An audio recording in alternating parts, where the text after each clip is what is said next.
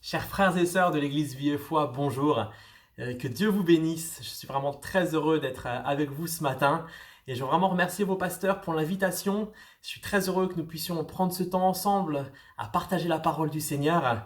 Et je veux vraiment vous transmettre les salutations de l'église Espérance à Porcheville, où je suis pasteur et que vous connaissez. Je vous invite ce matin à ce que nous allions dans les psaumes. Le psaume 50 au verset 15.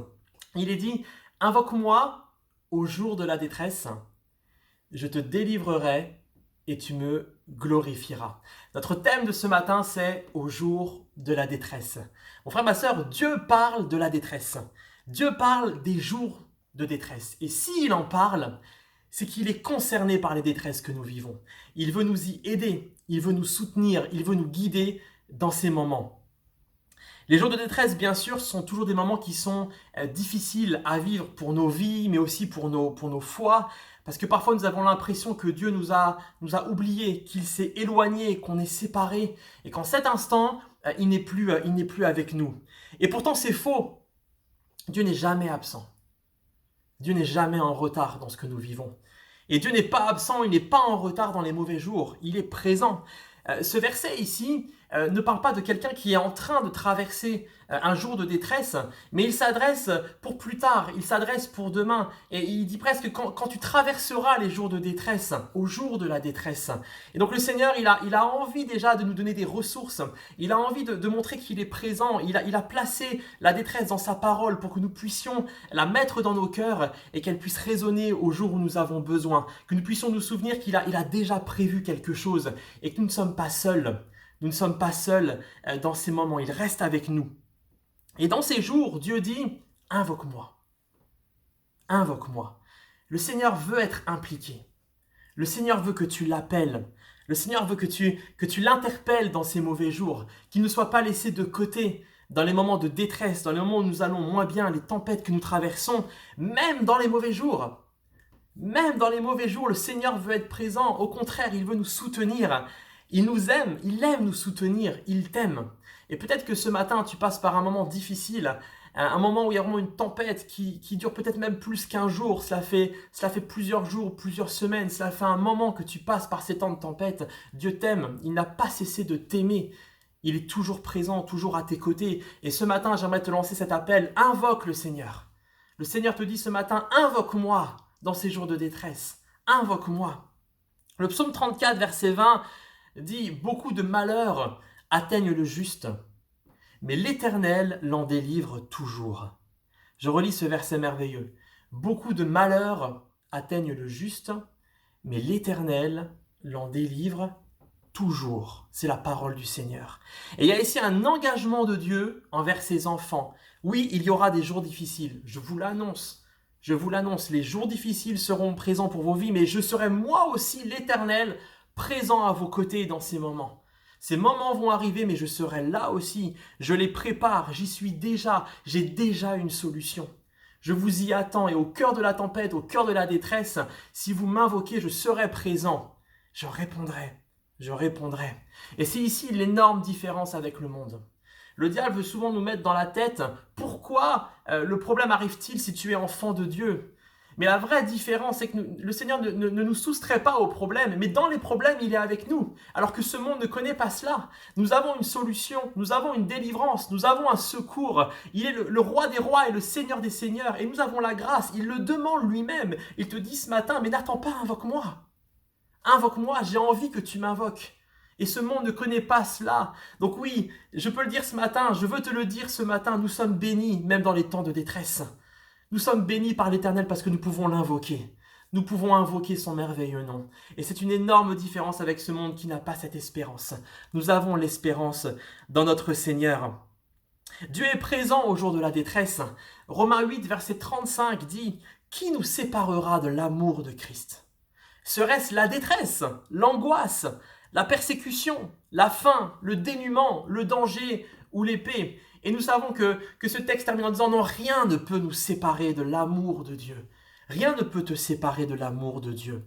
Dieu aime être présent, nous le disions, dans les moments de détresse. Il t'aime de la même manière. Il n'a pas changé. Il ne s'éloigne pas de toi et surtout, il ne se désintéresse pas de ta situation. Au contraire, il a un intérêt très fort pour ce que tu vis.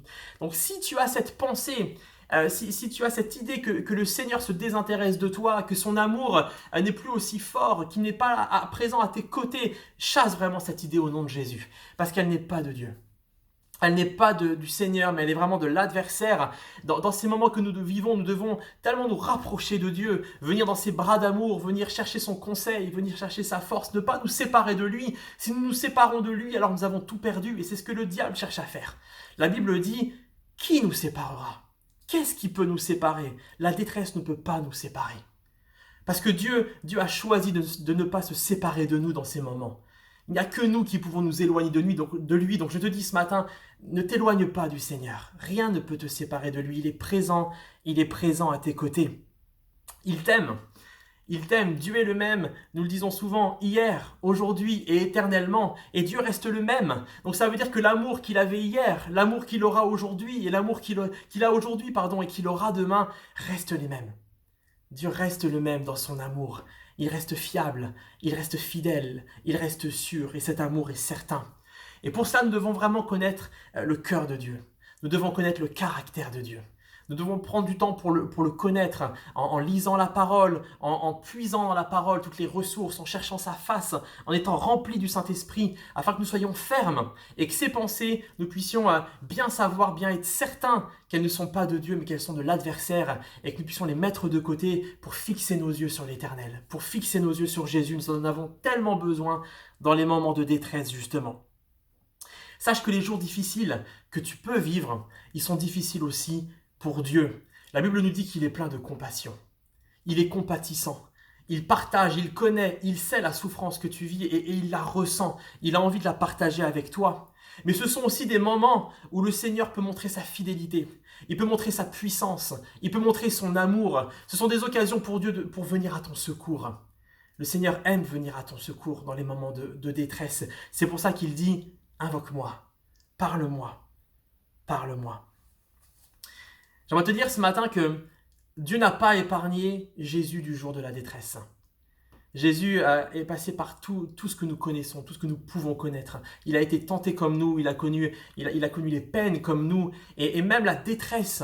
Il n'est pas passé à côté, il est passé par des moments de détresse. Matthieu 26, verset 37-38 dit « Jésus commença à être saisi de tristesse et d'angoisse. Il leur dit alors « Mon âme est triste à en mourir. Restez ici et veillez avec moi. » On est ici à Gethsémanée, c'est peu de temps avant la crucifixion et Jésus sait très bien ce qu'il attend.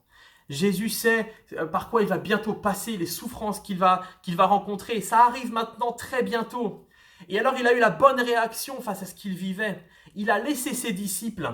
Il s'est mis à part pour être seul avec Dieu, pour se rapprocher de Dieu. Il a laissé même les choses de ce monde, même finalement des personnes qui pouvaient lui faire du bien humainement. C'était bon d'avoir peut-être ce réconfort de ces personnes, mais la bonne part était de leur dire « Restez ici un instant, veillez avec moi ». Il avait l'intention, il avait l'objectif d'aller invoquer le Seigneur. Et dans la détresse, dans les moments de détresse, nous avons deux choix. Laisser le monde pour chercher le secours de Dieu, ou laisser Dieu pour chercher le secours du monde. Dieu doit vraiment passer en premier. Dieu doit être notre priorité dans la recherche que nous avons. Nous ne devons pas chercher premièrement le secours de ce monde, mais vraiment, comme dit le texte, invoque-moi. Invoque-moi au jour de la détresse. Et Jésus, lui, a invoqué son Père. Il lui dit, Père, s'il est possible que cette coupe s'éloigne de moi. Il l'appelle, il lui dit, Père, Père, il invoque le Seigneur. Invoque-moi. La définition du mot invoquer, c'est appeler à l'aide par des prières.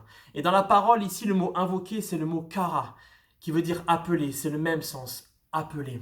Et le psaume 34, verset 18 nous dit « Quand les justes crient, l'Éternel entend et les délivre de toute leur détresse. » Quand les justes crient, quand les justes appellent, quand les justes invoquent, l'Éternel entend. Il entend chacun de tes mots. Il entend chacun de tes pleurs, il entend chacun de tes cris qui montent jusqu'à lui. Il l'entend et il les délivre. Il te délivre de toutes tes détresses. C'est la parole du Seigneur. Alors ce matin, j'aimerais te demander, cries-tu toujours à Dieu? Invoques-tu toujours son nom? Nous le disions il y a un instant, nous cherchons souvent une solution par nous-mêmes. Nous réfléchissons et nous retournons le problème dans tous les sens. On essaie de trouver une solution immédiate, une solution humaine par rapport à cela. Mais Dieu ici donne la solution, tellement plus simple, qui se résume dans ces deux mots.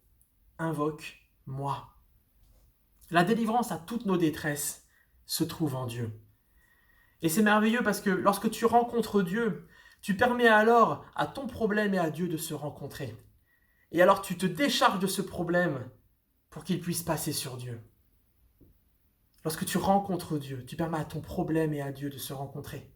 Et alors ce problème qui était sur toi passe sur Dieu. Et c'est lui qui peut s'en charger. C'est pour ça que le texte dit « je te délivrerai ». Parce que c'est le Seigneur qui prend en main maintenant. C'est le Seigneur qui prend en main ce problème que tu as. Lorsque nous invoquons Dieu, nous devons le faire avec foi. Avec foi, certain qu'il entend, comme le dit ce texte. Et que pour le problème que nous lui présentons, il a l'autorité, il a la capacité, il a la puissance d'y faire face et de nous délivrer. Et j'aimerais te dire que si ta foi pendant un moment est faillible, si toi-même tu n'arrives pas à exprimer des paroles de foi, à être certain dans ce que tu pries, appuie-toi sur la vérité. Appuie-toi sur la parole de Dieu. La Bible dit, rien n'est impossible à Dieu. Ok Seigneur, j'ai du mal, mais là je veux proclamer ta parole. Tu as dit que rien n'était impossible, alors je vais faire monter cette prière de foi Seigneur. Oui Seigneur, je t'invoque et lorsque je t'invoque, je le dis Seigneur, rien n'est impossible. Et alors que je suis en train de déposer Seigneur, toute la détresse que je peux avoir dans le cœur, tous les problèmes que je peux avoir dans le cœur, je déclare que tu es déjà capable, puissant Seigneur Jésus. Tu l'as déjà vaincu à la croix Seigneur, tout est accompli. Et tu te décharges sur le Seigneur, tu t'appuies sur la parole de Dieu. Donc souvenons-nous de Dieu dans tout ce qu'il est. Souvenons-nous de qui il est. Nous disions à l'instant, il nous faut connaître le caractère, il nous faut connaître le cœur, il nous faut connaître notre Seigneur dans tout ce qu'il est. Et pour cela, la Bible parle de nombreux noms de Dieu. Ce sont des facettes de sa personne, des moments où il s'est fait connaître d'une manière particulière. Et nous devons découvrir, c'est merveilleux de connaître le Seigneur. Nous devons connaître qui il est, ces noms de Dieu. Il y a une puissance aussi dans ces noms de Dieu, lorsque nous invoquons le nom du Seigneur, en fonction de ces noms que la parole nous révèle, lorsque nous invoquons au moment de la détresse, et j'aimerais que nous puissions rapidement les nommer ensemble, les voir ensemble. Les noms de Dieu, il s'est fait connaître au nom de Yahvé, qui est l'Éternel. Il est celui qui est. C'est ainsi qu'il s'est révélé à Moïse. Et dans la détresse, il est celui qui est. Il ne change pas. Il est immuable, il est éternel. Et lorsque tu décharges ton problème sur le Seigneur, alors le Seigneur déclare ceci, je suis celui qui est. Je ne change pas. Et il a la même autorité qu'hier et que demain, cette puissance, cette victoire à la croix se manifeste contre ton problème. Il se fait connaître ainsi. Yahvé, il est celui qui est. Il s'appelle aussi Adonai, il est Seigneur. Il est Seigneur, il règne. Dans ton problème, il règne. Il s'appelle aussi Yahvé Jiré, l'Éternel pourvoira. Genèse 22, verset 14. L'Éternel pourvoira. Invoque le nom du Seigneur et dis-lui avec foi, Seigneur, c'est pas maintenant, je le vois pas encore, mais avec foi. La foi, c'est la ferme assurance des choses que j'espère. C'est la démonstration de celles que je ne vois pas encore. Seigneur, je proclame que tu pourvoiras. Je délaisse sur toi mon problème, je délaisse sur toi ma détresse. Je t'invoque et je dis, Seigneur, que tu pourvoiras. Il s'appelle aussi Yahvé Rapha, l'Éternel qui guérit. Et si ta détresse est peut-être physique ou que c'est une guérison du cœur dont tu as besoin, dis-le, tu es Yahvé Rapha. Tu es l'Éternel qui me guérit. Exode 15, verset 26. Il s'appelle aussi Yahvé Nissi, l'Éternel, ma bannière. Est-ce que l'Éternel reste ta bannière dans les moments de doute, dans les moments de détresse? Est-ce que tu peux lui dire, Seigneur, quoi qu'il arrive, dans les bons, dans les mauvais jours, quelles que soient les détresses, quelles que soient les épreuves, la tribulation, Seigneur Jésus, tu seras ma bannière. Tu seras ma bannière, tu seras mon étendard. Et je veux qu'elle flotte fièrement, Seigneur Jésus. Tu seras toujours le premier de ma vie, sur le trône de ma vie, Seigneur. Je ne veux surtout pas t'enlever du trône de ma vie en cet instant. J'ai besoin au contraire que tu règnes. Et je ne t'enlève surtout pas cette place. Tu continues de régner. Et je le déclare sur le ciel comme sur la terre. Oui, mon Dieu règne. Il règne encore. Il est Yahvé Nissi. Il est ma bannière. Il s'appelle aussi Yahvé Ra, l'Éternel mon berger. Psaume 23. L'Éternel est ton berger. Tu ne manqueras de rien. Il te conduit dans les eaux paisibles. Il va t'y conduire. Peut-être que c'est un chemin en ce moment qui est plutôt la vallée de l'ombre de la mort. Et tu vois, à droite, à gauche, c'est compliqué. Tu ne comprends pas ce qui se passe. Mais sache que même si ce chemin, c'est la vallée de l'ombre de la mort, au bout, il y a des verts pâturages. Parce que l'Éternel est celui qui te conduit. Il est l'Éternel, mon berger. Il est aussi Yahvé Kadesh, l'Éternel qui te sanctifie. Et peut-être que ce matin, tu as une détresse dans ta sanctification. Il y a une addiction, il y a un problème par lequel tu n'arrives pas à passer, tu n'arrives pas à sanctifier ta vie. Proclame sur ta vie cela. Seigneur, je t'invoque et je proclame que tu es Yahvé Kadesh. Tu es l'Éternel qui me sanctifie. L'Éternel 20, verset 8.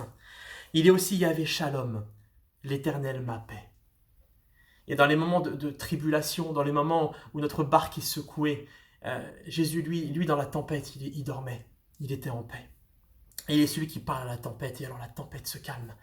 Même dans la tempête, tu peux dire, Seigneur, tu es Yahvé Shalom, tu es ma paix, et je reçois ta paix parce que c'est le fruit de l'Esprit. Alors Saint-Esprit, en moi, dépose la paix du Seigneur. Non pas la paix que ce monde donne, mais la paix de Jésus-Christ qu'on ne peut m'ôter. Juge 6, verset 24, Yahvé Shalom, l'Éternel notre paix. Il est aussi Yahvé Tzidkenu, c'est l'Éternel notre justice. Il est notre justice. Et le manteau de justice ne t'est pas ôté dans les moments de détresse. Et peut-être que tu vis une injustice, quelque chose qui te prend vraiment le cœur et tu te dis mais c'est pas normal que je vive cela, je vis une injustice. Proclame cela, l'Éternel est ma justice. Et dans les temps convenables, Seigneur, tu me feras justice. Comme tu le souhaites, Seigneur, quand tu le souhaites. Jérémie 23, verset 6, l'Éternel notre justice. Il est Yahvé Sabaoth, l'Éternel des armées. L'Éternel des armées. Et il est capable d'envoyer toute son armée pour te secourir. Il est capable d'étendre sa main. Il est le Dieu puissant. Et lorsqu'il se met en action, rien ne peut l'arrêter. Il suffit qu'il dise un mot et la chose arrive. Rien ne peut contrer le Seigneur. Rien ne peut empêcher le Seigneur. Il s'appelle l'Éternel des armées. Et lorsque tu l'invoques, dis-lui, Seigneur, tu es l'Éternel des armées. Tu es Yahvé Sabaoth et je proclame que tu es plus puissant que tout. Plus puissant que mon problème. Tu règnes, Seigneur, sur mon problème et tu l'as déjà vaincu au nom de Jésus. L'Éternel des armées. Ésaïe 1, verset 24. Il est aussi, et c'est merveilleux, il est Yahvé Shammah. L'Éternel est ici. Ézéchiel 48, verset 35. L'Éternel est ici. Et combien c'est bon de proclamer cela. Seigneur, tu es ici dans ma détresse. Alors que je t'invoque et tout autour de moi, il y a de la détresse, il y a de la tempête, il y a des moments difficiles. Je proclame qu'en cet instant, Seigneur, tu es ici avec moi. Tu n'es pas ailleurs. Je refuse la pensée de l'adversaire qui veut faire croire que tu es loin de moi. Mon Seigneur est fidèle. Tu es avec moi tous les jours jusqu'à la fin du monde. Et en cet instant, alors que je suis au creux de la tempête, tu es totalement au creux de la tempête avec moi. Et rien ne peut me séparer de toi. Il est Elohim, le Créateur fort et puissant. Genèse 17, verset 7. Il est El Shaddai, Dieu tout-puissant. Genèse 17, verset 1. Il est El Roi, le Dieu qui te voit. Il voit ta situation. Il n'a pas détourné son regard de toi. Il est El Roi, le Dieu qui voit. Genèse 16, verset 13. Il est El Elyon, le Dieu très haut. Le Dieu élevé au-dessus de tout et qui est digne de la louange, qui est digne d'être appelé ainsi même dans les moments difficiles. Tu es le Dieu très haut, Deutéronome 26, verset 19. Il est El Olam, le Dieu d'éternité, celui qui ne change pas, celui qui sera là pour toujours, celui qui même lorsque ton problème sera passé sera toujours là. Et lorsque la tempête sera apaisée, tu le verras, il sera toujours ce Dieu d'éternité, il sera présent pour toi. Genèse 21, verset 33. Et il y a aussi un nom qui est une puissance pour nos vies. C'est le nom de Jésus-Christ. C'est le nom élevé au-dessus de tout nom. C'est le nom par lequel nous avons la victoire. C'est le nom en cet instant qui intercède pour nous. C'est le merveilleux de notre Sauveur. Et le sacrifice qu'il a fait il y a 2000 ans à la croix, ce qu'il a souffert, il a pris par ses meurtrissures toutes nos maladies. Il a cloué l'acte qui nous condamnait. Il a dépouillé les dominations et les autorités. Lorsque nous invoquons le nom de Jésus-Christ, nous sommes dans la victoire. Nous sommes dans la victoire. Nous sommes déjà, même si elle est demain ou après-demain, nous y sommes déjà. Parce que notre Jésus l'a fait pour nous à la croix. Invoque le nom du Seigneur. Invoque le nom de Jésus. Je t'invite vraiment ce matin, invoque le Seigneur. Appelle-le, nomme-le. Juge 13, verset 18 nous dit que son nom est merveilleux. Souviens-toi que son nom est merveilleux, même si tout autour de toi, ça peut être peut-être compliqué, même s'il n'y a rien de merveilleux en ce moment, son nom reste merveilleux. Son nom, le mot merveilleux, il est dit aussi que c'est la même signification que c'est un mystère. Son nom est merveilleux, c'est un mystère pour nos vies. Et il se fait découvrir. Il permet que nous le découvrions dans tout ce mystère au moment opportun dans nos vies. Oui, son nom est merveilleux et il reste merveilleux. Il reste merveilleux. Alléluia.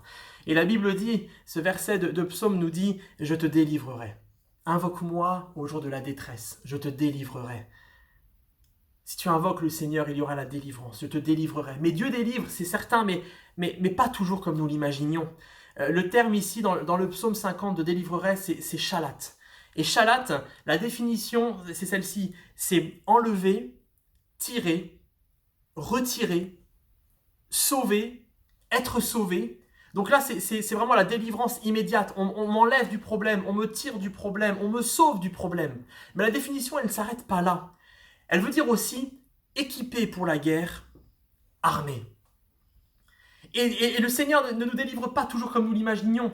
Nous voudrions souvent qu'il nous enlève tout de suite du problème. Mais parfois le Seigneur, et on le voit dans ce mot shalat, il veut nous équiper dans le problème.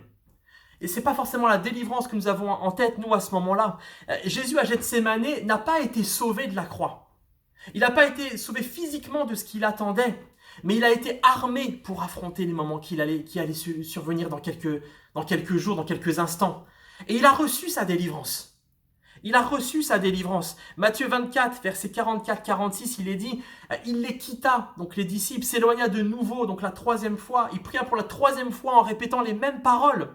Et il revint vers ses disciples et leur dit, vous dormez maintenant et vous vous reposez. Voici que l'heure est proche, où le Fils de l'homme va être livré aux mains des pécheurs. Levez-vous, allons. Celui qui me livre s'approche. Parfois, Dieu ne délivre pas de la manière dont nous imaginons. Nous ne savons même pas pourquoi, nous ne comprenons pas pourquoi, mais nous devons accepter la délivrance qu'il nous propose. C'est ce qu'il y a de meilleur pour nous. Il sait mieux que nous. Il nous proposera toujours la meilleure chose. Il appliquera toujours la meilleure chose dans nos vies. Et Jésus, ici, n'a pas été délivré, nous le disions, de la mort, de ce qu'il attendait, parce que c'était le plan de Dieu. Mais Jésus a été capable d'affronter, de dire à ses disciples, on se lève maintenant et on y va. Il est capable de dire, celui qui me livre s'approche, il sait ce qui va se passer, mais il dit, allons. Il n'est plus terrassé par la détresse, il n'est plus terrassé par ce moment, il n'en est pas délivré, mais il a reçu l'armure, il a reçu la force, il a reçu la délivrance à l'intérieur de lui du Seigneur. Il a insisté dans la prière pour cela. Le texte, on l'a vu ensemble, il est venu 3 fois auprès de son Père, mais il n'a pas accepté la détresse. Il n'a pas accepté, au bout de la première fois où il n'était pas délivré, il est revenu une 2e fois, puis il est revenu une 3e fois, et il a invoqué son Père, il a fait cette même prière, et alors à la fin, parce qu'il a insisté, parce qu'il a tenu bon, parce qu'il a continué d'invoquer le Seigneur, il a reçu sa délivrance. Il est capable d'affronter, il est capable, il est prêt. Il a abandonné sa détresse à Dieu à ce moment, elle est passée sur le Seigneur, et il a reçu en retour la force d'en haut. Donc même si dans ta vie, ce n'est pas la délivrance que tu imaginais, sache que le Seigneur est à l'œuvre et il peut te délivrer de plusieurs manières. Et peut-être que le Seigneur, en cet instant, son plan n'est pas forcément de t'ôter de ton problème, mais de te donner la force d'affronter ton problème, d'y aller. Et il sera avec toi dans chaque pas que tu feras, dans chaque action que tu feras. C'est sa main qui agira et la délivrance arrivera. La délivrance arrivera parce qu'il est fidèle. Parce qu'il est fidèle. Enfin, ce texte de Psaume 50 nous dit « Tu me glorifieras ».